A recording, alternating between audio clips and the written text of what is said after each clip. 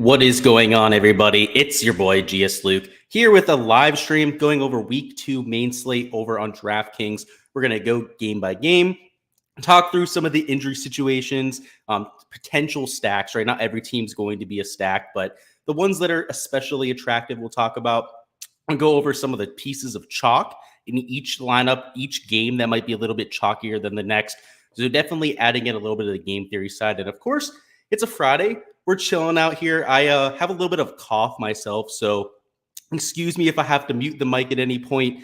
Make sure that I'm not hacking into it, blowing out your eardrums, that sort of thing. But I'm going to do my best to go ahead and pound on through. And this is our first. It's a bourbon and Coke here, so we're not doing anything crazy. But I have a sneaking suspicion that it's going to help my throat, so we'll have to see.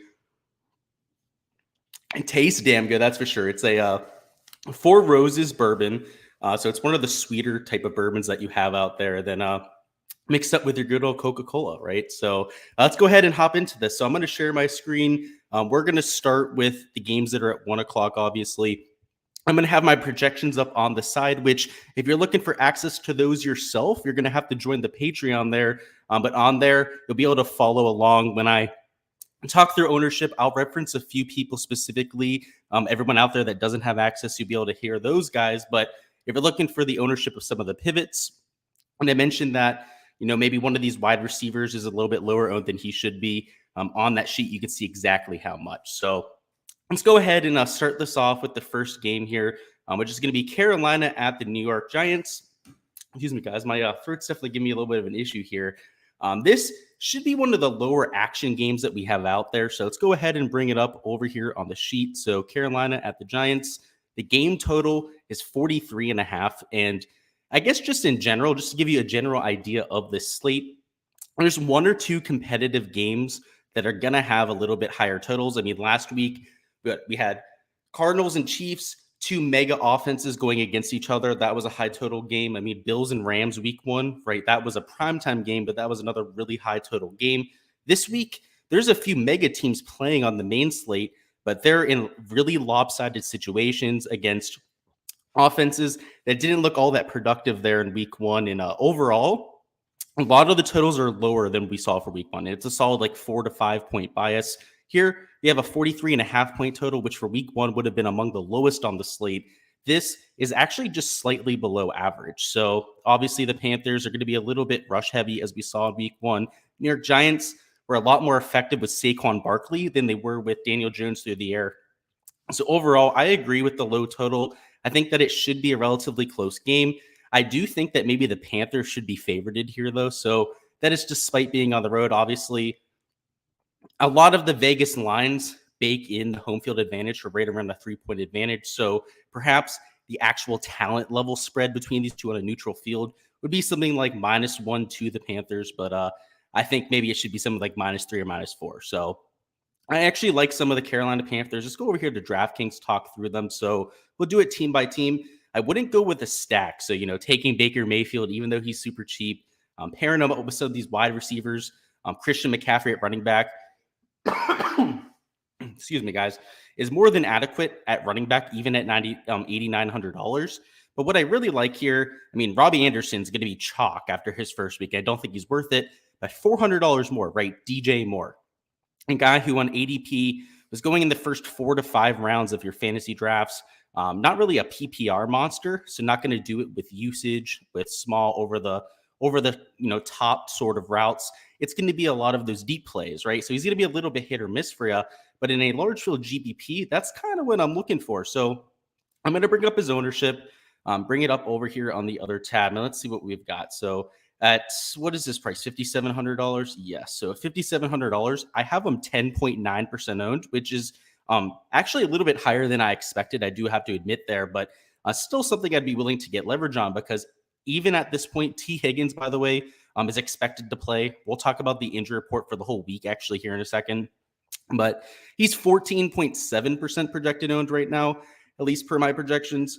That's a solid 4.5%, 5% less, right? Depending on the variance that ends up coming in there on actual slate day. But DJ Moore, right, I think a positive game script. I think they should be winning this game against the Giants.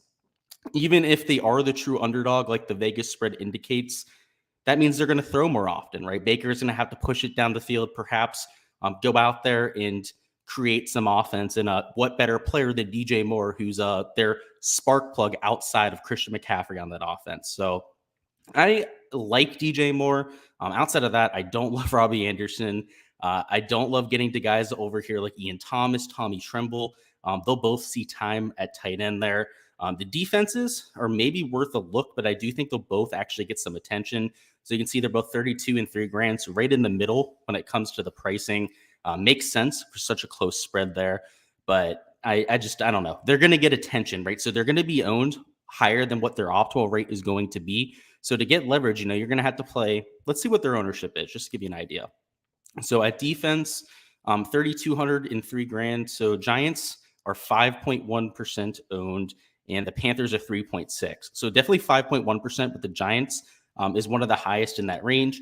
Even 3.6 is slightly higher. I'd say maybe it's like average for the range in terms of the ownership. You're not getting a sneaky pick there, right? You might be getting a little bit of savings. They're not $2,000, that's for sure, right? They're still $3,000, but I don't know. They're not my favorite options at defense. Let's talk about the Giants now. So we do have Daniel Jones. He's even cheaper at quarterback. He's $5,100. There's not a ton of injury situations on this team to deal with. We do have Kadarius Toney, who, if you go over here to the weekly injury report, and this is why I wanted to bring this up now. We'll talk about Toney here in a second specifically, but Kamara is questionable to play. Swift is expected to play. Mike Evans, as of right now, should be like a game time decision. Same thing with Michael Pittman and Fournette. We might know a little bit more about them tomorrow based on some of the limited drills or just based on how they feel tomorrow and let their teams know. So let's see about Mike Evans, Michael Pittman, and Fournette. I would probably project all three of them to play rather than to not play. Maybe Fournette is the one that might be more likely to sit just because he's a running back. They don't want to push it, right? It's early in the season. It's a 17-game season at this point. There's no reason to force him out there in week 2. We'll have to see. But George Kittle didn't play last week. He's a game time decision. I'd probably put that truly at a 50-50 sort of decision. So that's where I see that. J.K. Dobbins is questionable. He'd be a nice little value if he plays. I took him in a lot of best ball drafts, assuming he'd come back like week 4 or 5. If he comes back week 2, that'd be even better. T. Higgins expected to play. Julio Jones questionable. And just to give me an idea with Toney over here. So let's click on Toney here. He's still questionable, I guess, is the last report on him, but he has been limited in practice all week. So anytime you have a player that's gone out there and at least been active in some fashion for the entire week, last week it was the similar story for Kadarius Toney, right? So he's not too far out of football shape at this point. I think he's probably going to suit it up. So we'll have to see. Again, all of these situations will come through. But in terms of the Giants, first off, Saquon's going to be chalk. He's definitely going to get a lot of attention. I don't see myself getting to him in bunches because to get leverage, you're going to have to play 35, maybe 40% in your lineups. In terms of my latest run of ownership, let's see. I have Saquon at 20.6%. So that's well above average, even at $7,300. So not only is he more chalky than what we had for week 1, he's also significantly more expensive against arguably a better defense than what he's saw there in week 1 with the Tennessee Titans. I don't know about it. So I'm probably going to stay away from Saquon Barkley. Daniel Jones he brings a little bit of rushing upside, but it's volatile. It's not like he's consistently going out there and putting up a run game. A wide receiver, obviously if Toney sits, it's going to make this offense a little bit more concentrated. So rather than, let's say, right around like a 20 to 22% target share for guys like a Shepard, Golladay, actually saw quite a few targets there in week 1. It might be closer to 25 to 30 if somebody like Toney ends up coming out of the rotation. So it's not so much the value that it opens up. You can see Wan'Dale Robinson has already been ruled out. Slane's probably going to get some run. You might see Sills get a little bit of run too, because Colin Johnson is sidelined for quite some time. But mostly, I think that those top 2 wide receivers, potentially even Bellinger over here at $2,500, who inexplicably, he played, but he didn't see. I guess he got a concussion, right? That's why he didn't see any work. It happened early in the game. He comes back, right? He's cheaper than the guy who was his backup. He came in after him after he got injured. We'll have to see about that. But I mostly like Shepard and Golladay because this offense isn't going to be one that I'm stacking, right? So I'm not going to force myself to get to one somebody like a Bellinger. It's more Sterling Shepard, Kenny Golladay as a one-off. just hoping that they catch, something like a 60 to 70 yard touchdown. They dominate the usage. But it's a low percentage sort of play. So I kind of hate this offense in truth, to be general, but I wanted just to give them their due diligence, right? They're always worth the talking point. I think the main talking point is just that I don't see myself getting to a 20% owned Saquon Barkley, right? He's a huge piece of chalk this week. I think the highest owned player last week we had in terms of our projections was right around 20%. Barkley's higher than that as of right now, and may actually come in a little bit chalkier as we get closer to the slate. I'm just not sure. I'm sold on it. Let's bring up both teams, see if there's any questions down there. Fantasy says, how about Chase Edmonds as a loner? So, yeah, we'll get to that game a little bit later with Miami to talk about Chase Edmonds. Actually, we'll do that one next. I think that's a great idea. Good little segue there. So let's get over there. So Chase Edmonds. So he's over here on the Dolphins. So first week, he saw a majority of the usage. So we bring this up here. Bring up his game log. He had 12 carries, four receiving targets, and he converted all of them into a reception. Raheem Mostert, on the other hand, who I thought might spell him a little bit more. I didn't really think it was going to be the Chase Edmonds show, to be quite frank with you. Only saw 5 rushing attempts and only 1 target out of the backfield. So a lot of that was just proportional to their snap share that they saw there for the Dolphins. It was the Chase Edmonds show for pretty much the entire time. I don't know. I think that they're going to be in a competitive game once again. They beat the Ravens, right? So they were playing from a positive game script. That would have been when somebody like Mostert would have gone a little bit more run, right? When they're beating a team like the Patriots, they need to run out the clock, secure the victory, that sort of thing. And he didn't get any run, right? 5 carries. I mean, that's essentially nothing, right? That's backup running back run. It's not like they were forcing him into the game at all. Chase Edmonds might be somebody worth taking. He's $5,200. If you're talking about for your season-long league, maybe not the worst idea. Obviously, I think you'd have to buy low now, because if week 1 is any sort of indication of what to expect for the rest of the year, Chase Edmonds is somebody who's undervalued right now. A lot of people don't understand what they have. Even if they have Chase Edmonds, they might not understand the sort of value that they have in that running back. You might want to take advantage of it before they end up realizing that value. The one word of caution that I'd put out there would be that Mostert, right? It was week 1. It's a 1-week sample size. What if he comes out here this week and it's a 50-50 or Mostert is the bell cow back? Then that would completely muddy the waters here. We'd have to look at it as a little bit of a timeshare between the two running backs. But as of right now, based on what we saw week 1 and what I've used in my projections, my sims and whatnot, it's about a 70-30 split between the two running backs, where I have Edmonds getting a bulk of the work both in the rushing game and then the passing game. I think it's like an 80-20 split between the two running backs out of the backfield when it comes to that production. So it's I think Edmonds is the guy you want to get to. So if that was your question there, absolutely, I think he's your boy. Let's talk about the rest of the game, though. So in general, let's bring up the game total, see where it's at this point. And there's been a lot of movement over the last few days, a lot of action coming in here on Thursday and Friday. Some of the injury news has come in, but the over-under is 44.5. So that hasn't moved very much throughout the week. The Ravens are the favorites. They're at home. So if you believe in that 3-point bias that they give to home teams, it's about as close as a true talent spread is what you're going to get here on all of the slate. In terms of injuries, you have J.K. Dobbins, right? We talked about that. He's questionable. It doesn't make that much of a difference if he plays or not. I guess for fantasy owners, right, for season long, you're hoping that you get J.K. Dobbins. He's relatively cheap. He'd be a nice play to get to. But outside of that, there's not that much fantasy relevant news, right? Cedric Wilson's a backup. He's not getting time. Salvin Ahmed's the 3rd string running back. You don't have to worry about that whatsoever.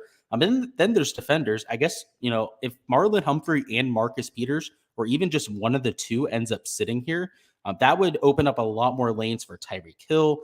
Some of these wide receivers over here on Baltimore, on the Miami, right down here at South Florida, where we're at down here, could open them up a little bit. So Tyreek Hill at 7,100. I'm not huge on him right now. I think he projects fairly. Let me give you my projection for him. So going over here to receiver, 7,100.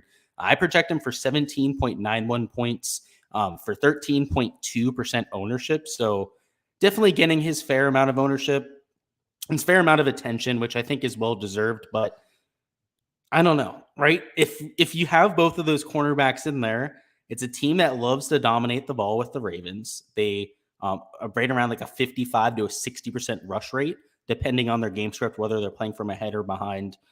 They're going to dominate the time of possession. Their defense is top 5 unit, or at least in my opinion, is a top 5 unit in all of the league. I'm not so sold on Tyreek Hill if he's playing against all of their first guys. So we'll have to see.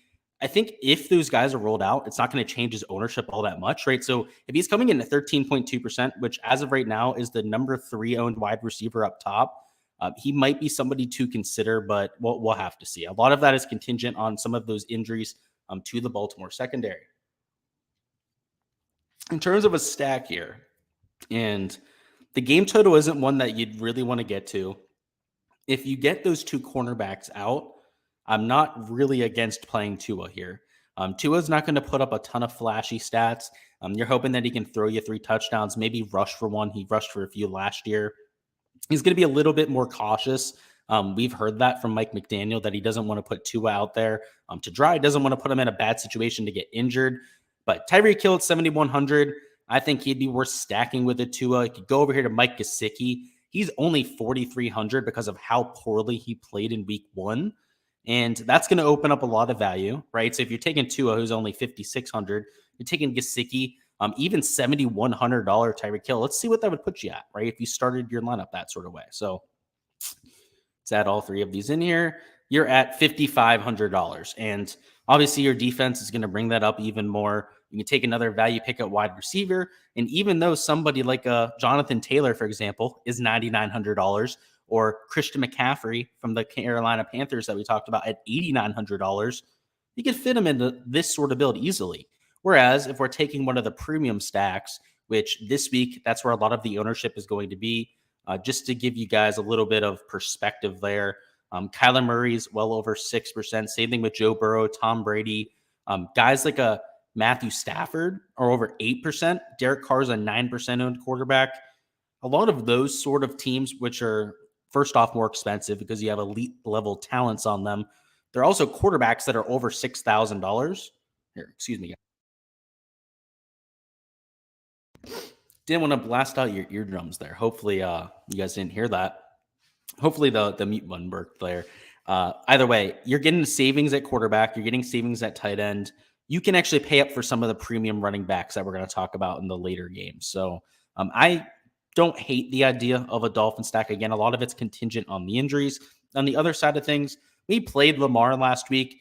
We didn't match him up with Duvernay, which was the unfortunate part. I had a lot of him to Mark Andrews lineups. I had a lot of Lamar to Bateman lineups, which actually ended up working out okay, just because he scored the touchdown, put up right around, I believe, like 14 fantasy points. So it wasn't ideal. I don't hate the idea of going back to it because this is going to be a competitive game. Baltimore is one of the more stringent defenses, though, so he's going to have to worry about that. To me, it all comes down to ownership. And as of right now, Lamar is the second lowest owned quarterback over $6,000. Only Russell Wilson at this point, who's 7,200, way too expensive for what he brings to the table, is less owned than a Lamar Jackson. So if he's going to be this pivot come Sunday that nobody's getting to, and at this sort of price tag, he brings more than enough upside to the table to get to that ceiling performance, I'm going to have to be a buyer. And if Mark Andrews is going to continue to be in the 6K range, I know he only put up like 10 points last week. It is what it is, right? He had an off week. That's going to be his floor. I mean, he's going to average a lot closer to like 18 to 20 fantasy points. He's going to have multiple 30, 40 plus point fantasy point performances. I have to be there, right? And if it's going to be a single stack, I like that idea too. And it's a little bit more expensive, right? So, if we start with Lamar Jackson, we go down here to Mark Andrews as our second man in, we're already down to 5,100. The other stack, right? I know it was 3 players. One of them was a value pick. You're at $5,500. So there's consequences to getting to some of these more concentrated, more expensive stacks. But I think there's a time and place for everything. Let's go over here to the New York Jets versus the Cleveland Browns game. I'll also bring it up over here on this tab just to get an idea of the injury report, which I don't think is anything crazy. Yeah, you have Zach Wilson, who's out. We already knew that for quite some time. CJ Ozuma's going to be out for this. He's doubtful right now. Pretty much means he's out. And outside of that, you have Berrios, who's questionable. He's the slot wide receiver for the Jets. So if he's out, might see a little bit more usage for Garrett Wilson, which could actually be a really good value pick on DraftKings because Flacco, let me get this right. They don't have it on here. I believe he threw like 59 times in week one, or it was 50 plus times. I know that for a fact. But if he's going to throw 50 plus times, your slot wide receiver is going to get a ton of looks. So somebody like a Braxton Berrios, we can look at it on DraftKings. I know that for a fact. So let's do that. Let's see. How many times did he throw in week one? 59 times. I was right. Okay. And there were 59 times. I want to see how many times Berrios was targeted. I know he's probably not going to play. He's questionable right now. He was targeted 6 times.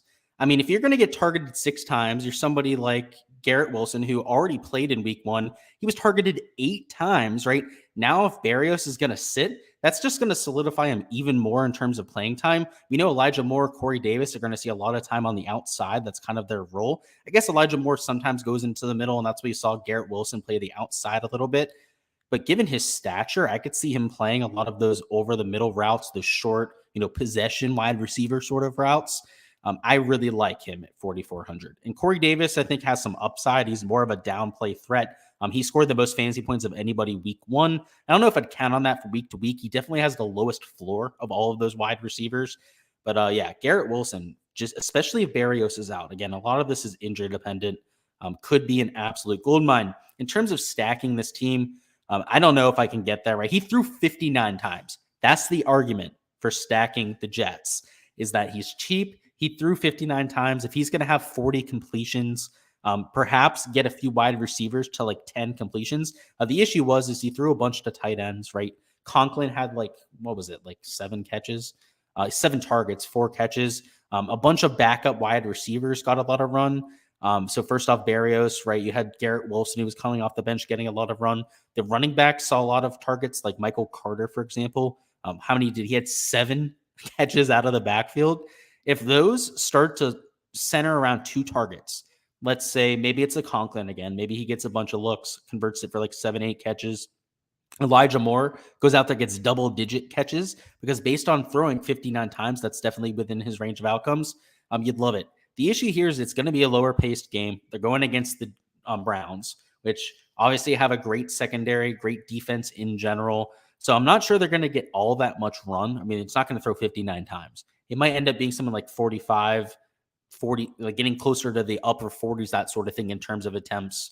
But that could still sustain an offense. So I'm not going to be playing the Jet stacks myself, but I wanted to give you the argument for it, right? Because there's a lot of crazy people out there that want to get different, and that would be a really quick way to do so. The reason why I'm not so bullish on it, because I think it's going to be, first off, they're playing from behind, which I guess helps the Jets. They're going to be in pass first mode. The issue is that the Browns, when they're playing from ahead and they have the ball, are going to run out the clock on you, right? You have Nick Chubb, who ran for over 160 yards last week. 141 yards at a catch too. I thought he had more than that.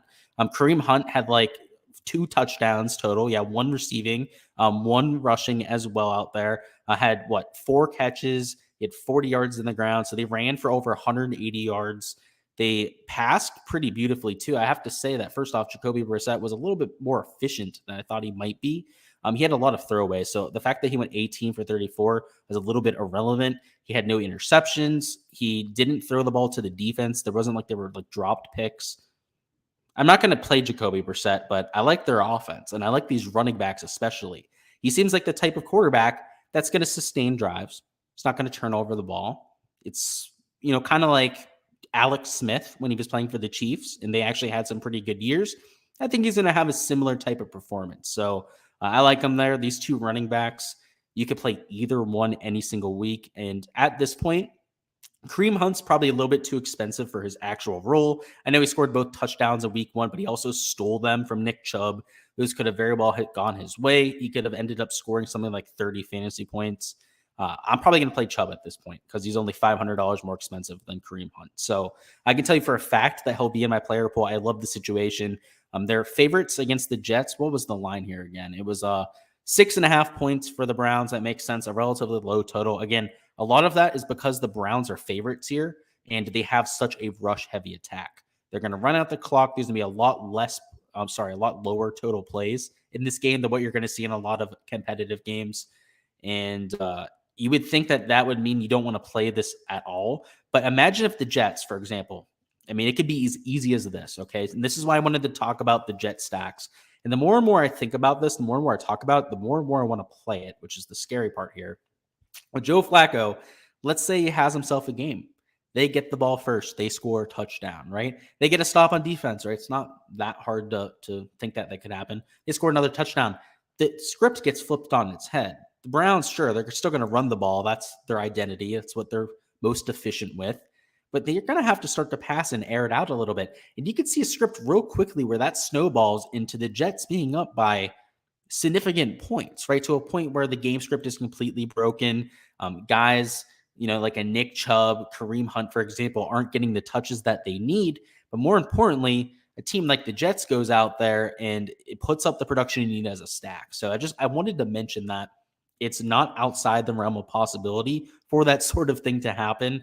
The Jets are probably going to win like 4 or 5 games this year, right? Based on the roster that they have, maybe a little bit more. Maybe I'm disrespecting them a little bit. You gotta understand that when that happens, no one's going to be on that team. And at $5,100, how cheap these wide receivers are, you take a stack here and you can play all the studs you want with the rest of your lineup. So it's intriguing. It's intriguing. I'll say that at the very least. Let's see what we got going down there in chat. Super says the Ravens are banged up. Yeah, I agree. They're still favorites though, so I think that speaks to what they expect from them. If you remember all last year, they dealt with injuries throughout their entire roster. They had secondary guys down for every single game. Their running backs were like on their 3rd, 4th stringer for the entire year.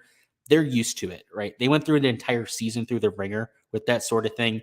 If there's one team that I'm not as worried about with it, it would be these guys, right? Because they still have Lamar, which I think is the one guy they absolutely have to have. They still have Mark Andrews. And we'll see on the secondary side. I hope that those corners are out. Again, obviously, I hope they're okay, right? For their health's sake. But just so that we can play these guys on offense on the Dolphins, right? Because these wide receivers are going to run free if they're playing against the 3rd, 4th string cornerbacks for the Baltimore. It'd be a little bit of a laughing fest. Fantasy says if you need against the spread picks, you were 25-7 last week. Okay.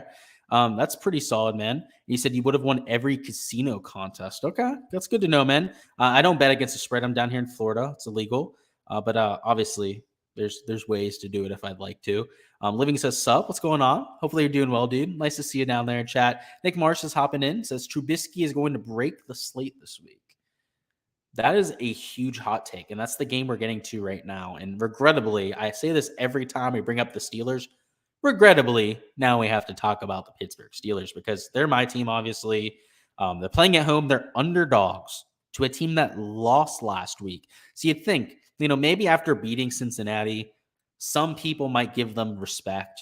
I think a lot of people in the media gave Pittsburgh the respect that they probably deserved. Now, do I think that they should be favorites here? No. But I think that putting like an even money spread on this game would be fair.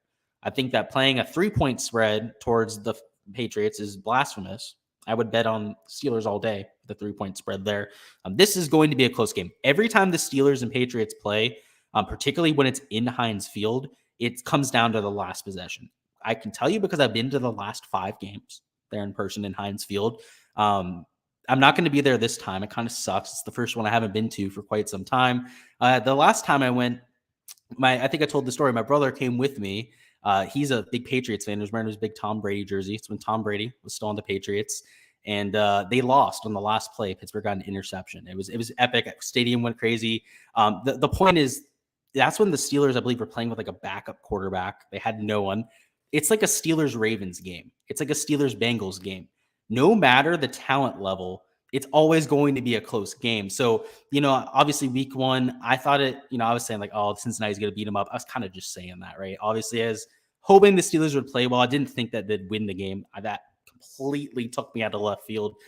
If they won this game, I wouldn't be as surprised. I mean, obviously the talent level of Patriots is a lot lower than Cincinnati. I think it should be right around an even spread. So I do think it'll be competitive. Now, do I think that Trubisky is going to break the slate? No. I think that maybe one piece from this game might go off. What's the total? Let's bring up the total here. I know it's super low. It might have actually moved throughout the week to go lower. Yeah, it did. I believe it was closer to like 41.5. It's closer to 40.5 now. A lot of people were slamming the under. Spread is still 2.5 towards the Patriots, which again, I disagree with. I would bet just the plus 2.5 for the Steelers. It comes down to like, a lot of times it comes down to a touchdown at the end. And it's like the Steelers try to go for 2 to win the whole game, and sometimes they lose on that, or vice versa. You've seen that with the Patriots, where they've scored a touchdown with a few minutes left, and rather than kicking the field goal to go to overtime, they go for it because they know how competitive the games are. It's like a coin flip who wins half the time. You see some crazy shit in those games, and I'm expecting that once again. So I think that maybe one guy goes off. I don't know if I'd stack it. I don't even know if I'd go with like a 1-1 stack, where I'm taking like one wide receiver from the Patriots, Najee Harris from the Steelers, or something like that. It's probably just a single piece from the game in general. I do think that the Patriots, at least their rushing attack, is worth exploring. Joe Mixon, when he got run, looked great last week. He, I think, averaged well over 5 yards a carry. His usage out of the backfield, he was wide open on a lot of catches. And something I noticed last year as a Steeler fan is that they just let up a ton of points to opposing running backs. I would expect that to continue this year. And the Patriots, right, they're a rush-first attack to begin with. So they are going to be productive on the ground. Ramondre Stevenson is now cheaper than Damian Harris. I think that you might want to take Stevenson because he brings the most touchdown equity to the table. When they get down there to the red zone within the 5-yard line, I can almost guarantee that Stevenson's the one that's going to be getting the carries. So at $5,200, he's definitely somebody that I'm considering, at least based on what I know the weaknesses of the Steelers to be. On the Steelers, I think Najee Harris is healthy. I didn't on Monday. I picked up Jalen Warren in fantasy leagues because I thought he might start this week, but I forgot that Najee Harris is an absolute cyborg. The guy is made of steel. Literally, he takes the craziest hits that you'll see, and he just gets back up. But I don't know if I can play him. He's healthy, but he's probably going to be a little bit slower. They might take it a little bit easy on him in terms of his load. But Deontay Johnson, $1,800. He got 12 targets last week, and that was in a relatively low pace, low total game. Trubisky wasn't throwing all that often. He still got 12 targets. If this is competitive, Deontay is able to maybe convert more than, just 7 of 12 targets, maybe closer to like 9, 10 targets, 10 catches. If he can really go out there and have a good day, he's going to get you 20, maybe 30 fantasy points if he scores a touchdown. So I like that. $5,800. I think that's more than reasonable there too. Let's see what we got. I'm sure there's comments there from Nick down there. You said you'll see yourself out. Yeah, I don't think he's going to break the slate. I'll say that for sure. He's trash. He's legitimately, and I'm not even saying this as like a joke, I do not dislike a player more than Mitch Trubisky at this point. I think he's trash. Last week, I think he's the sole reason that the Steelers could not move the ball on offense. Doesn't have the arm strength. That's clearly escaped him. He's got a duck for an arm, in my opinion. He's just not very intelligent with the ball. It looks like he's like looking around, flailing his arms every 2 seconds when he's there in quarterback. Anytime he gets pressure on him, he looks like Johnny Manziel trying to get away from them, rather than just like stepping up, right, looking for a wide receiver to throw to, perhaps a wide receiver to throw it at their feet, right, just to throw it away. He looks like an absolute maniac, and it worked week 1, right? He got away with it. We had 5 turnovers and took the game to overtime. Like, I cannot tell you how much I hate Mitch Trubisky, and hopefully you're just trolling Nick because he's dog shit. He's absolute dog shit. Y'all want Kenny? Yeah, dude. And it's part of my hate is because I want Kenny Pickett to play at quarterback, but I think he's that bad, Mitch Trubisky. He's just, I don't know what people see in him. Everyone's like, oh, but Mitch looks pretty good. I was like, does he though? Like what has he done to impress you that makes you go like, oh yeah, Mitch is actually, he deserves this job. Really nothing in my opinion. So that's what I'll say with that. Nick says the Steelers are playing with a backup. Yeah, exactly. They're playing with freaking Mitch Shitsky. That's what I'm going to call him. Harris hurt his ankle, might not be 100. Yeah, he's not questionable though. He's going to play. He's practiced fully all week. So that's what I mean. I don't think he's fully healthy. But he's not injured. Like he's going to play. He's already told us that. He's already off of the injury report. But yeah, maybe you're not going to get all of his things. Trubisky, he sucks balls, no offense. Yeah, dude, I hate him too. I cannot stand him. He's probably my least favorite player in the league. And I'm not kidding. He's the starting quarterback of my team too. And I hate him that much. He's just, when you see it this week, watch. The Steelers are probably going to have another defensive performance, even without TJ Watt. That's just bonkers. It's going to be a close game. It's probably going to be like 17-20, the final score. And Mitch Trubisky's probably going to have like 2 picks and like 100 yards. It's going to be like, okay, well, now we have to play Kenny because now we know that Trubisky's just absolute horse shit. So I'll move on from that. Again, I hate talking about the Steelers because I always just rant about Mitch Trubisky is what I'm going to call him at this point. Let's talk about this Indy versus Jacksonville game. So it's a divisional matchup. A lot of rivalry / divisional games this week, which you like to see. So where are you at on there? There you are. The cursor was on it to begin. I should have just clicked. Let's see. So this is one of the higher totals. And again, 45 points. You're rolling your eyes. They're like higher totals, right? For this slate, yeah, it's one of the higher totals that we have. So you got to, work with what we have here. It's actually a close spread. So despite Jacksonville not being that sharp week one, obviously lost, they're only 3-point underdogs. I think a lot of that has to do with the fact that they're at home there. In terms of injuries, there aren't that many to consider on, the Indy side. I guess you do have Alex Pierce out. Pittman Jr., he's questionable, but I guess let's see. What did underdogs say? Did they still have him as questionable? I saw a report from a beat reporter that said he was closer towards playing, but we'll have to see if he's out. And Alec Pierce is already out. I mean, we really have to look at some of this value on Indy, and I think it's going to get a little bit chalky because we know that Matt Ryan's going to throw the ball a ton. Week one, he threw 50 times. So Joe Flacco, right, threw 59 times was a little bit outrageous. But Matt Ryan throwing 50 times was up there with him. He's going to have to hit somebody. Ashton Doolin, he did it a few times last year. He came in as super value. What is he, $3,200? He might be very liable if somebody like Pittman Jr.'s out.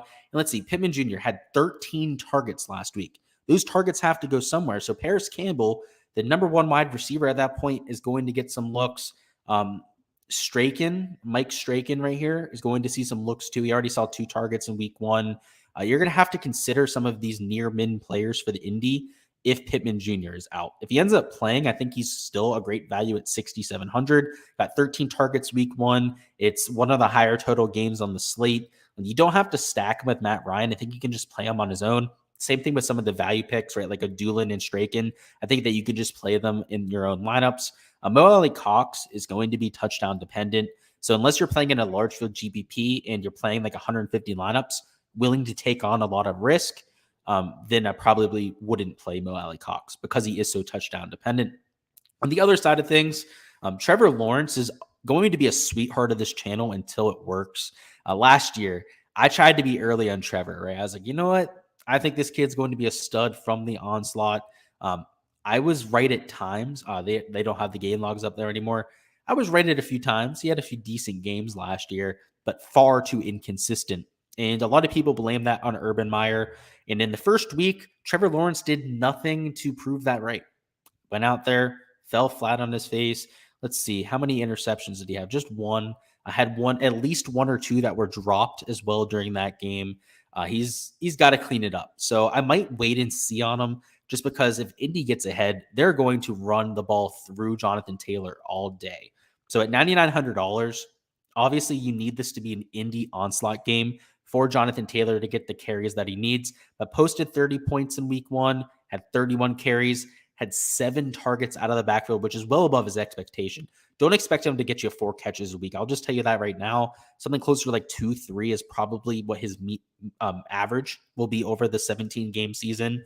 But 31 carries, that's maybe 2-3 carries more than what he'll see week to week. And if they're going to be leading in this game, he's going to see that 30 carry load. So I don't know. Jonathan Taylor, $9,900 might be worth playing. I don't know. We're going to have to see when it comes to it on Sunday when I'm actually building my lineups, what kind of value that forces me to by taking somebody like a Jonathan Taylor. But he brings so much to the table at that price tag. It's just, it might be worth it. Like I said, we'll have to see. I'm not entirely sure what I'm going to do at this point.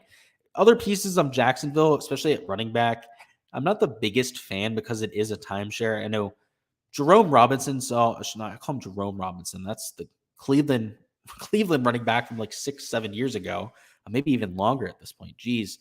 But James Robinson, he saw a lot of looks out of the backfield, obviously scored 2 touchdowns. That led a lot of his production. But Travis Etienne still saw plenty of looks himself, right? He had 4 attempts, so didn't see a lot through that, through the rushing department. Still got you 47 yards, so broke off that one there for a bunch of yards, 27, but got you 4 targets out of the backfield. So unlike James Robinson, I felt like they were setting up passes for Etienne to try and use his speed on the perimeter. Don't be surprised if Etienne has games where he's the bell cow back for this Jacksonville team. There's games where Robinson is the bell cow back for this team, and it's priced for the occasion, right? They're both $5,600. So it's I don't know, it's a tough situation. So unless you're playing a bunch of lineups, GPP format where you're willing to take on that sort of risk, I would avoid this backfield at all costs. But if you're looking for a low-owned running back, and I just want to check their ownership here for a second. I have a feeling they're both well underrepresented, and they are. You have Etienne at 1.2%. Robinson's getting a little bit more attention at 3.2% in terms of his ownership. But both players are guys that you can get leverage on, and it's in a trivial fashion. You're not going to have to take that many of them in your lineups. What we'll do now is move on to the next game, which is Tampa Bay versus the Saints. This game, this matchup in general, is one of the more intriguing matchups we have in the league. We see it all the time because it's a divisional matchup. And even with Tom Brady as the quarterback, it used to happen all the time with Drew Brees. The Saints play the Buccaneers like no one else. They're unbelievably competitive games. It's kind of like the Steelers and Patriots, where like the Steelers will be the inferior team more often than not, right? The Patriots are powerhouse, especially 10, 15 years ago. That was the case, right? It was the Patriots were the best team in the league more often than not in the league. This is that same sort of matchup where when they meet up, it's always like a 3-point game. It's sometimes less than that. Sometimes it's a 1 to 2 point game settled by a extra point from time to time. I expect to see that here. So even though it's a 2.5 point spread there, I would probably bet on the Saints, to be quite frank with you. The total is 44 points. I would smash the under.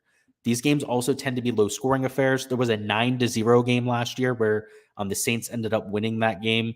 You could see something similar this time around. I don't think it's going to be 9-0, but like 17-7, 17-10 to that sort of thing.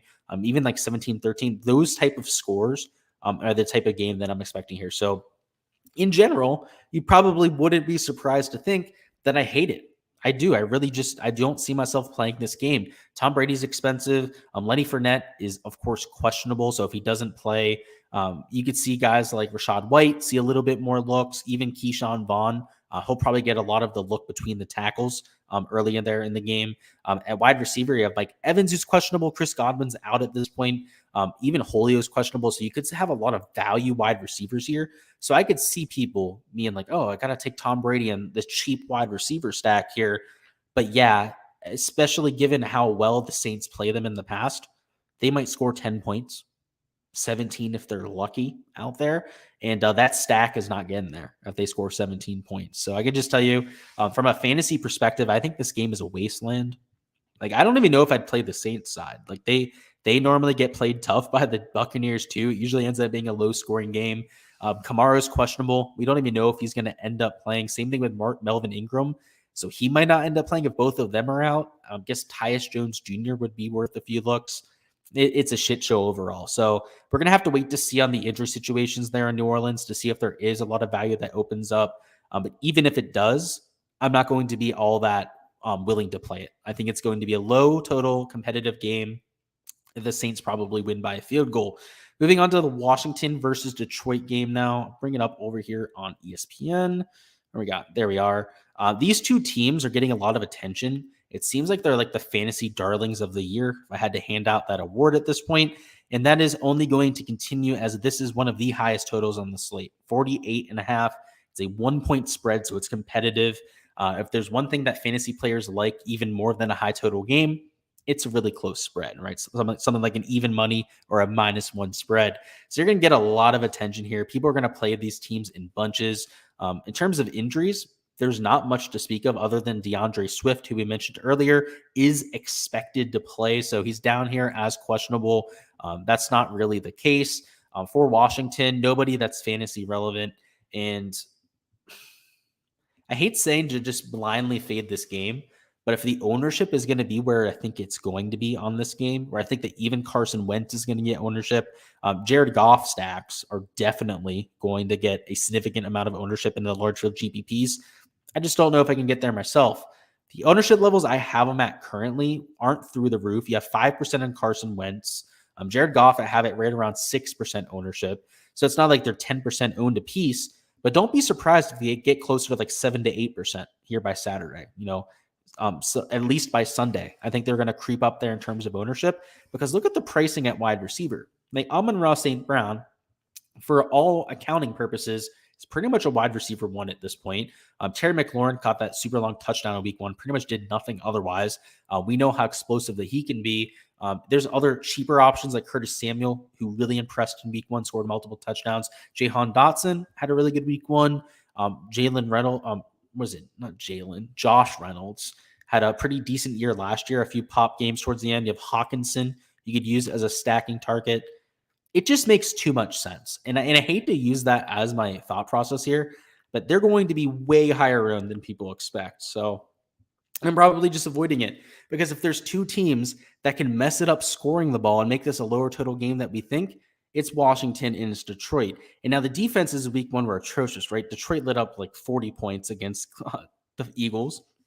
Washington had an equally shitty result there in week one. Who did they play? And what was the score there week one? Just to get an idea, 28-22. It really could have been closer to like 35 points. That could have been that game that they scored. It could have been closer to like 30 points for Trevor Lawrence if they didn't stall out so much in the red zone.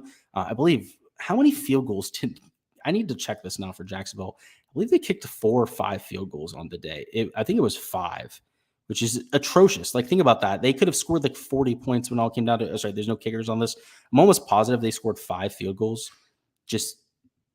I understand the play, right? The defenses suck. But at the same time, you're dealing with offenses led by Jared Goff and Carson Wentz.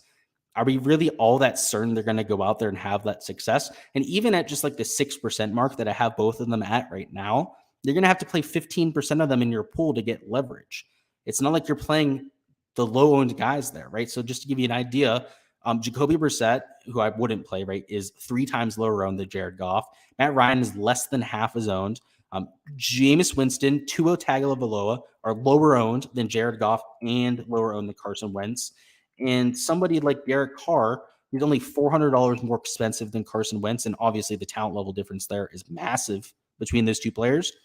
It's about a 3% difference in terms of their ownership, where obviously Derek Carr is higher owned. I don't think they're nearly the pivots that people think that they're going to be. So that's my thought process. Just give an idea of who you could play, because it makes sense, right? There's going to be people out there that go, oh, I don't care about ownership. I'm going to play them anyways. So be it. That's fine, right? You can definitely go out there and do that. You would, with somebody like Carson Wentz, right? You could play Samuel. Dotson's probably the one I would like, because I think he's truly the number 2 wide receiver for that team. And he's cheaper than Curtis Samuel. Tight end, you could take Logan Thomas. For Detroit, I like Hawkinson as an option. Obviously, Amon-Ra St. Brown. But taking guys like DJ Chark, who have the downplay threat too, even Josh Reynolds, who's going to play that number 3 wide receiver role, are all adequate options. So I understand the stack. It's easy to make. It's cheap. You can fit in some of the prime options like Jonathan Taylor at running back. But don't be surprised if these 2 substandard quarterbacks go out there and it's an absolute shit show. I told you so. If it happens, I told you here first, because everyone's going to play it this week. It's going to be way chalkier than people think. And again, I don't think it's all that. That drink is really good. I gotta note that next time. The specific batch of 4 roses that I got is it synthesizes really well with that Coca-Cola, which is kind of weird. Usually bourbon and Coke is far from my favorite drink to have here, but hey, it's working. Definitely better than I thought it was going to be. Let's go to the next game. So Seattle and the 49ers. This is also it's actually the first 4 o'clock game that we'll be touching on here. The total is 40.5 points. So below average, right? Like I mentioned, there's multiple games below 41 points. You had the 39.5 there a few minutes ago. Now 40.5 for this game. The injuries are a little bit more prominent here. So first off, Jamal Adams being out for Seattle and being out for pretty much the whole year is going to be a really big deal. He's out for at least 4 games, but based on what it looked like, might be the entire year. Elijah Mitchell is on injured reserve. So you're looking at Jeff Wilson Jr. playing running back. You might have Price, the rookie, play a little bit more than he's supposed to just because of that injury. And George Kittle's a game time decision. So there's a lot to think about here. It's a low total game.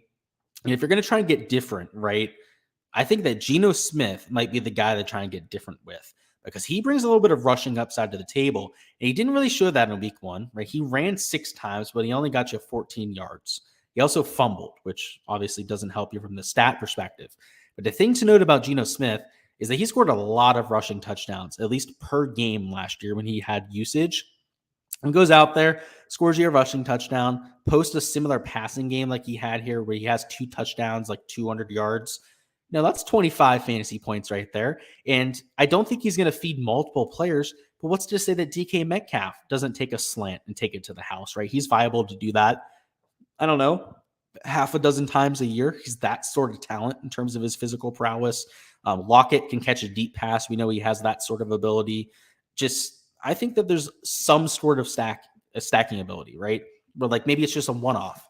You could even take Geno Smith on his own at $5,100, especially like in the Millie Maker. That's one thing I'll say is that if you're playing like in a 2 to 3 max, smaller field stuff, even like just a 5 to 10,000 entry GPP, you can probably go out there and play Geno Smith, like a Geno Smith stack and get unique in that fashion. But if you play him on your own, right, in a large field GPP, I think it's a little bit more viable. You'd probably want to stack for some of those smaller field contests just to try and get that correlation. But in a large field GPP like a Millie Maker, he might actually be optimal by himself. But I don't know if I'd play that, right, in like a 2 to 3 max. It's just there's a lot of variance involved where he has to score that rushing touchdown. That's only going to happen like, let's say, like a third of the games that Geno Smith is playing. So just a little bit too much risk there. So it's interesting. I could play him as a one-off. You could play him as a little bit of a island play too. But the side I like a little bit more would be Trey Lance, who everyone shit on after last week. No one wants to play Trey Lance. He had a horrible week, self-admittedly, right? I played him. He had 160 yards a pick. His rushing upside, he only ran for 4.2 yards a carry, which for a quarterback of his rushing ability is pretty atrocious. He's deservingly getting shit on, but I think he's got to bounce back in him.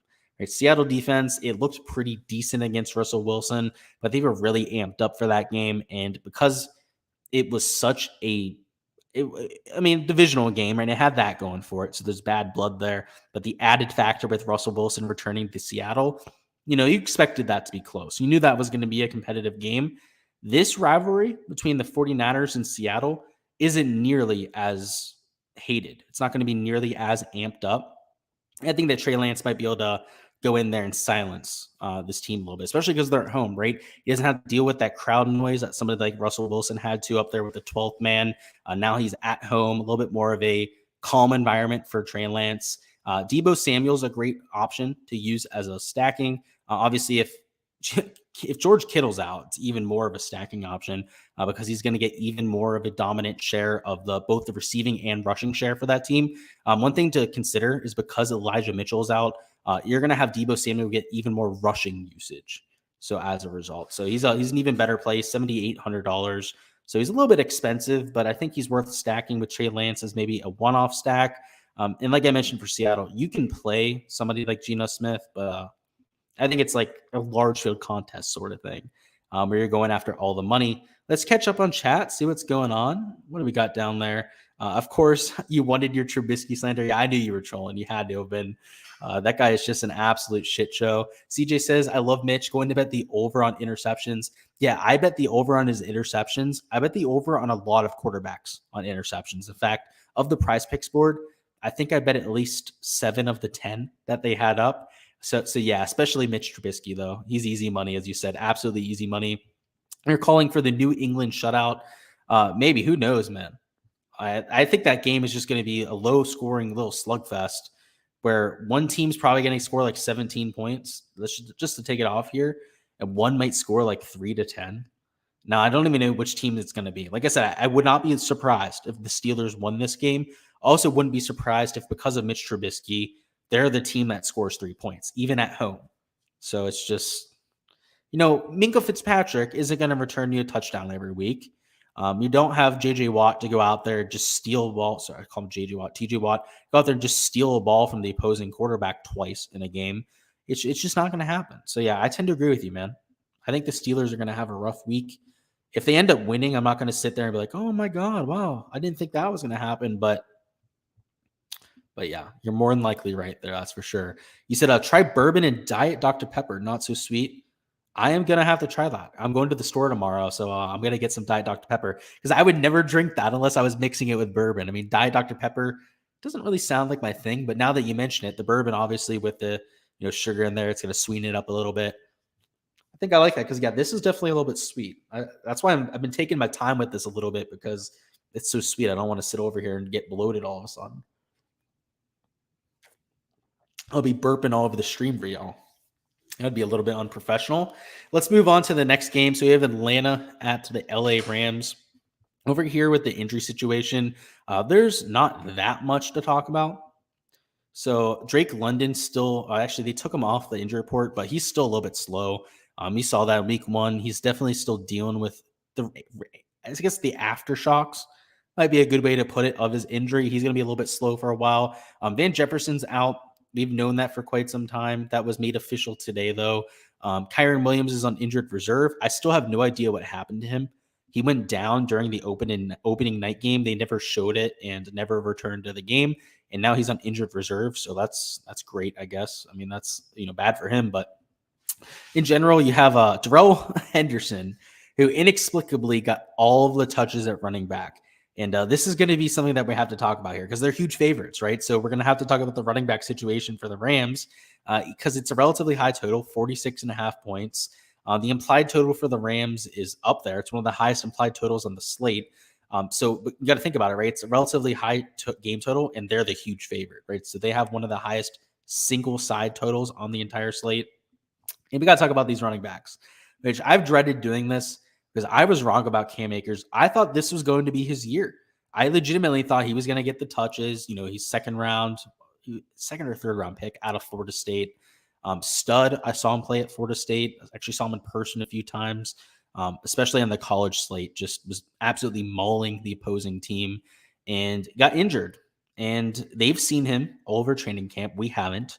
During the preseason, they hardly even played any starters at all over there with the Rams. In fact, of the actual true starters, they didn't even have them touch the field out there very much on preseason, only for like isolated drives just to get some of their timing down, I would assume.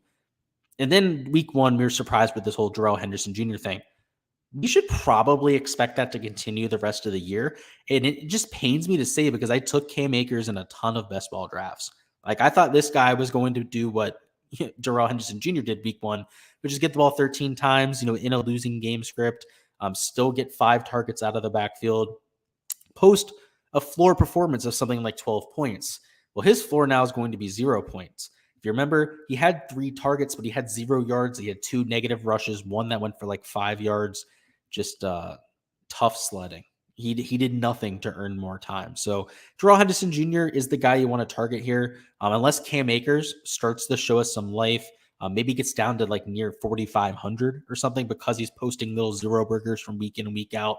Then maybe you take him, hoping that he goes out there and steals the show, right? Goes out there, bursts off a few 20-yard runs, earns his way into a little bit more run. That's always a possibility because we know that the LA Rams usually use a timeshare anyways. Like Darrell Henderson Jr., he's been the backup here for quite a few years. He still gets plenty of carries. Has still gone close to 1,000 rushing yards as the backup on this team. So don't think that Cam Akers, just because he's now the backup, isn't going to see run. If he gets cheap enough for us this year, and it's not at this point where he's still $5,600, he might be worth taking in a few lineups. In terms of Atlanta, I have no interest. I didn't really have interest in week 1, and they played a lot better than I expected, but against a little bit more of a stout defense, at least a little bit, right? Saints are a pretty good defense, but LA Rams are a little bit better in my opinion. I don't think it's going to go all that well. They're also facing a team that's favored by 10 points that can run out the clock kind of like the Ravens can. I shouldn't say that. I played Patterson in week 1. This is the one guy on the Falcons that I played. I thought they were going to go a little bit more rushing heavy, if anything, if they found success. I didn't play Mariota, who scored 20 points, which I wish I did, right? He had a good week. I just don't see him doing it again. Drake London had a decent week. Tight end, obviously, Kyle Pitts had a horrible week. We faded him in DFS. We had a whole video on Kyle Pitts, actually. So that didn't surprise me so much. I think it's going to be dreadful all around for them. So I'm probably not even playing Cordarrelle Patterson here. I expect this to be a relatively low total game, at least for the Atlanta side, and for LA Rams to really beat up on and to run a lot. So I think that guys like Darrell Henderson Jr., worth a few touches. Cam Akers probably not so much. Moving on to the next game. This is one of the best games on the entire slate. This is also going to be the chalkiest game on all of the entire slate. So a lot in giving and taking that has to go on here. 51.5 point total. This is the one total of the entire slate that we know is going to be just an amped up, lots of yardage, lots of touchdowns on either side. Raiders couldn't stop a leak on defense in week 1. I mean, the Chargers just went off on them. The Cardinals lit up a ton of points on their end too, going against the Chiefs. So it's like both teams are coming in without form on defense. There's injuries on both sides too. So if you look at the defensive end, Watt is still questionable. Mullins probably going to be out. Isabella and Moore on offense have already been rolled out at wide receiver. So guys like Dortch, who actually saw a lot of targets in week 1 for the Cardinals, are probably once again going to be value plays. For the Raiders, it's not as pronounced. You have Bolden, who's going to be out. That might open up a little bit more room for guys like Zamir White to go off, or just starter Josh Jacobs might see a little bit more of the target share. But outside of that, not that much fantasy relevant stuff. A lot of backups, right? Like Rondo Moore is not a backup. He's a starter out there. We know that Greg Dortch is going to be the guy that goes in for him. So let's talk through it. This is going to be your chalk game of the week, but I don't disagree with it, right? We've talked shit about a lot of the games. I think that this Washington-Detroit game is going to be your second highest owned game. I think that a lot of people are going to get to it thinking that's going to be low owned. It's not going to be as low owned as you think. Pretty much every other game on the slate I hate as a game stack. But if you're looking for your good old 3-man stack on one team, right? Quarterback, let's say 2 pass catchers / wide receivers. On the other side, maybe running it back with 1-2 players from the other team. This is the game to do it with. I think that Kyler Murray at his price tag is more than fair enough. Had a sloppy week 1, yet still put up 20 fantasy points. James Conner is always going to be live at running back. So if you're not running a stack with Kyler Murray, maybe you run it back with James Conner with any of your Derek Carr stacks. A wide receiver, you have some value opened up. So a lot of people are going to play Marquise Brown. I think it makes sense. I'll have him here too. But Greg Dortch is going to be really cheap at $3,500. The tight end, Zach Ertz, was injured week 1, yet still scored a touchdown. So that was great. That saved his week. But I think that he's going to get a lot more run this time around. So rather than just seeing 4 targets, probably going to see his usual like 6 to 7 there. So I expect an uptick in yardage. If he'd score again, that would be great. And in terms of the Las Vegas side, this is where I really like playing it. So this is going to be the team that I stack the most this week, at least as of right now, right? I haven't built my lineups. So this is the team I imagine I'm going to be stacking the most. And it's going to get ownership. I believe Derek Carr was like 9% owned, but he's going to throw the ball a ton.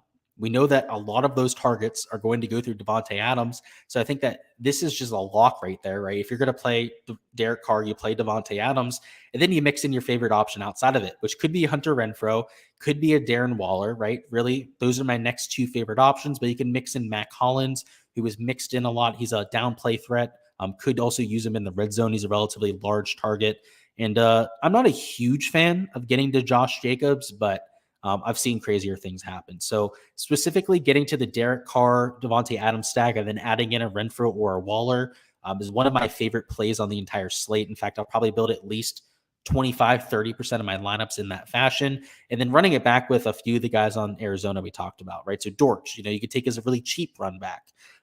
Marquise Brown is a clear option there, right? He'd be a great buyback option, or even James Conner, right? I mentioned him a little bit earlier. I think that he could be a really good target in a high total game. So it's chalk. I normally hate getting to the chalk, but it's the one piece of chalk this week that I think is going to hit, as opposed to this Washington versus Detroit game, which might be like 1 to 2, maybe 3% lower owned in terms of your quarterback percentage. But I think it has a much lower % chance of actually hitting. So that's going to be the piece of chalk that I'm fading. Moving on to the next game, actually, we'll catch up on chat, see if there's any questions or comments about that game. Leonardo says you have Murray. Oh, you have a whole lineup. Okay, I'll just read it in my head here, then move on. Should you trade away Evans for an upgrade anywhere and try to finesse Kelsey or Andrews? So you have Evans, and you're trying to maybe get Kelsey or Andrews. So I really like Andrews. I think Kelsey's going to be hard to get with somebody like a Mike Evans. So if you're trying to get Andrews, I don't think you're going to get him straight up with a Mike Evans. You might have to add someone to the deal there. And you have a really good team otherwise. And Curtis Samuel, right? You're not going to get any value for him. No one's going to really want to trade for him after 1 week. I don't know. You have Stevenson on the bench there. You might want to trade, at least attempt this, right? Like maybe take Aaron Jones, take Mike Evans, and trade it for Mark Andrews plus somebody else. Like try and get a piece of value that you really like from that team. That's what I would do. I don't think you're going to get Kelsey. Maybe you have to trade both Aaron Jones and somebody like Mike Evans to get somebody like Kelsey. But that's the way I'd handle it. Yeah, I think you should, dude. I really, really like Mark Andrews. Like, if you can't tell, he's like the guy I instantly pulled out right there, the guy that I'd be targeting for sure. Super Clean says Jacobs is going to be good this week. I hope so. I might play him as a one-off. So if I'm playing this Arizona stack, he's one of the guys I might be running it back with. So obviously it's a little bit more expensive. Obviously Josh Jacobs is only $5,800. So it gives us a little bit of salary relief too. And in terms of points per dollar projection, let me see. What do I have Jacobs at in terms of raw points? Let me see. That's important here. So in terms of raw points, I have him at 14.5. That's for 2.5x points per dollar. That's one of the best plays on the running back slate. So I agree with you, man. I hope he has a good week. I'll have him in a few one-offs, that's for sure. Let's move on to this Houston versus Broncos game, which I'm not a huge fan of. Just want to get that out in the ether right away. I'm not a huge fan of this game. I think it'll get some ownership. It's not going to be chalky, but I don't think it's going to be a pivot game, if you get what I'm saying there, boys. We're dealing with Davis Mills. It's kind of like a Carson Wentz, kind of like a Trevor Lawrence at this point, to be quite frank with you, who I just don't trust. If you're going to play him, you have to understand the volatility that you're getting yourself into. They're going to be playing from behind. So I do think that they're going to throw the ball a lot more often. The Broncos, they showed us in week 1 that they can't be trusted under this new head coach. He has no idea what he's talking about. Russell Wilson didn't even look all that sharp. Now, that might be something to expect, right? Because Russell Wilson, new offense, new scheme, a lot of new faces there to worry about. I'm not going to be as sharp as he would be mid-season form. But week 2, I don't know if all that much is going to change. So he looked a little bit rusty out there. That's probably going to be the case here for week 2 too. It's not like he's cheap. Like I mentioned, $7,200. He's the second most expensive quarterback on the slate. So I worry about that a whole lot. I'm probably not using this team as a stack because Cortland's son, Jerry Jeudy, are also relatively expensive. Albert O, he's a piece of value, right? So if you needed to make it work, you could use Albert O to get a little bit of flexibility there. But I don't love it. I don't see myself getting to it, especially because I love this Arizona versus Las Vegas game, and it's going to be relatively chalky. So I'm investing probably 30% of my lineups into each side of this game. It's going to be hard to fit in somebody like Denver, who I'm just not all that sold on. Same thing with Davis Mills. I'm not a huge fan there, but I do like Brandon Cooks. I want to point him out as a one-off. He's going to be playing from behind. He's going to get plenty of targets. Saw 12 last week.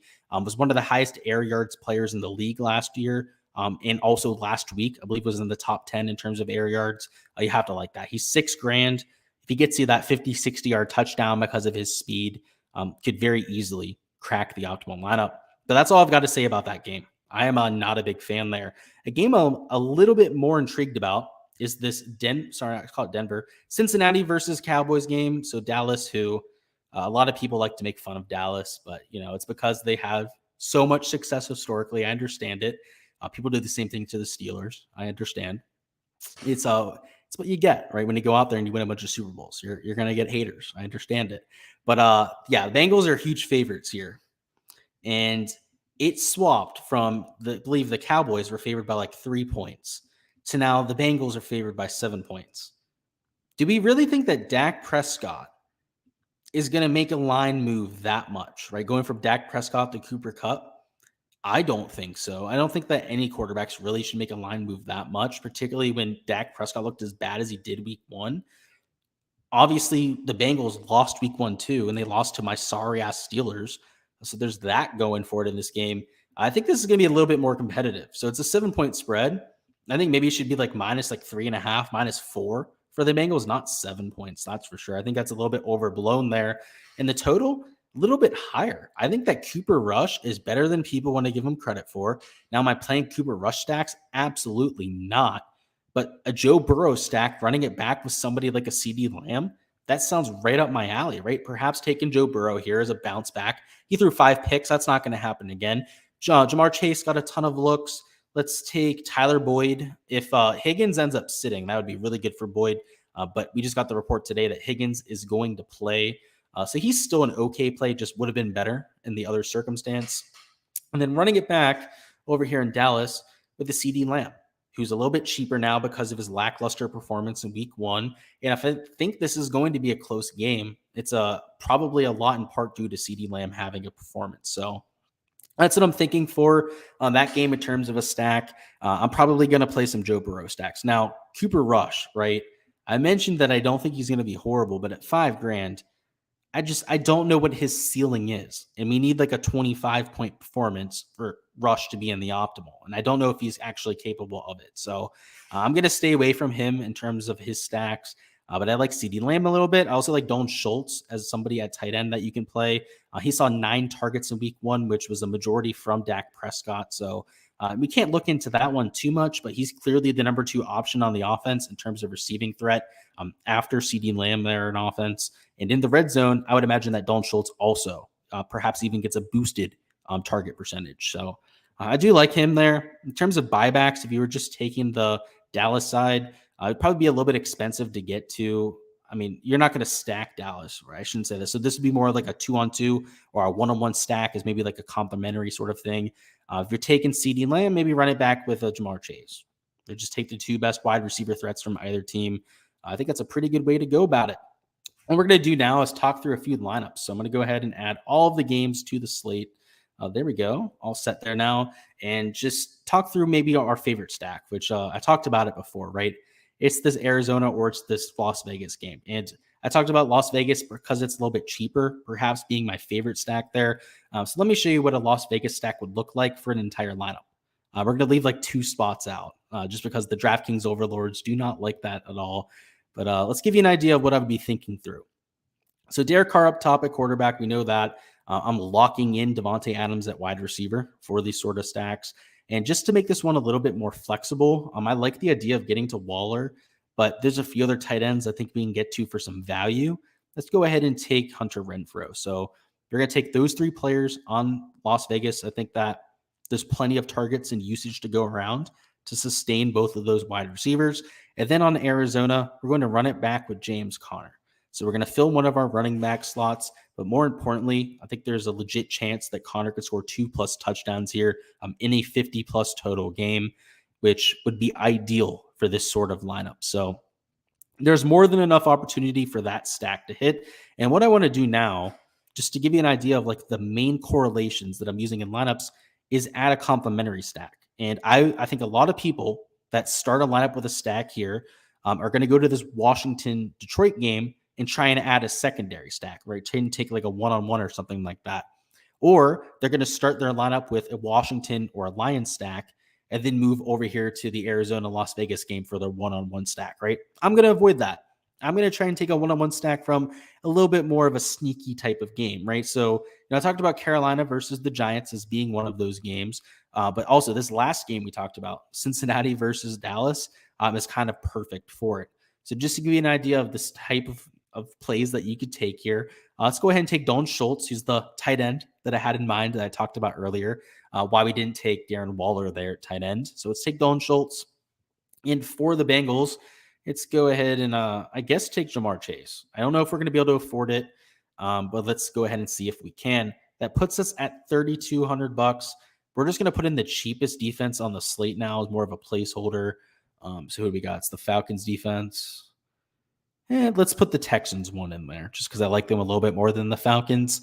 You have 37.5 left. I don't know if we're going to be able to make this work.